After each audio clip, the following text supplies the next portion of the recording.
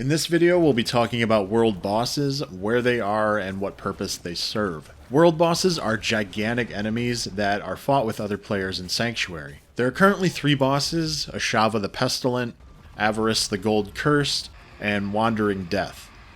There are currently 5 locations where these bosses can spawn, one in each of the different regions throughout Sanctuary, in a big circular secluded area of that region. The Crucible in the Fractured Peaks. This is east of Kiavashad. Khan Adar in Skazglen, which is north of Korbak. Saran Caldera in the Dry Steppes, which is in between 4 different waypoints, including southwest of Nostrava and southeast of the Hidden Overlook. Seared Basin in Kyrgyzstan, southeast of Zhrandai. And the Fields of Desecration in Hawazar, just southeast of Zarbanzet.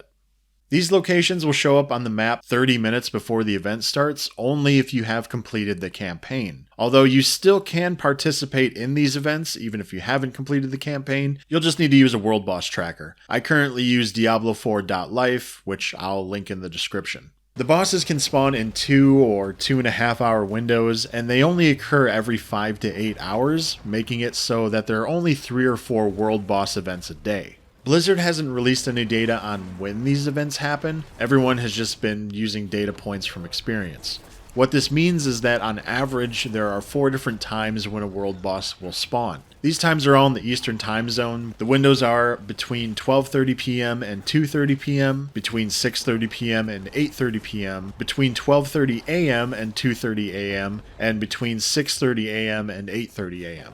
Remember, these are just estimates, so until Blizzard graces us with the actual information, all we can do is keep collecting data and do our best to guess. When fighting the bosses, without getting too simple, there are basically 2 strategies. If you're ranged, stay back and attack, and if you're melee, get right underneath them. The enemies have some mid-range basic swiping attacks, and as long as you're at one of those 2 extremes, then you won't be getting damaged for the most part. Players have 15 minutes to defeat the boss, but that is plenty of time. In the 5 or so times I've done this event, at our worst, we still had over 10 minutes to defeat the boss. Once a week after defeating one of the 3 bosses, you're giving a grand cache that can be opened for loot. This can drop anything from crafting materials, scattering prisms, to have the jeweler socket your gear, to legendaries, nightmare sigils. It's just a total RNG fest. You can also get grand caches from the other 2 bosses, and it's currently speculated that this resets on a Thursday, but that's just guesswork.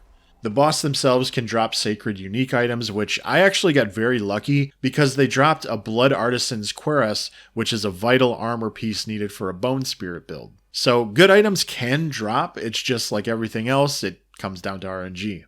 So that's really it about world bosses. It's definitely an experience. I recommend checking it out if you haven't, just because it's fun to kill this gigantic enemy, but it really isn't the most efficient way to farm for items. Hopefully Blizzard adds something in to make it more worthwhile. But let me know what you think. That's all I got for now. Talk to you soon.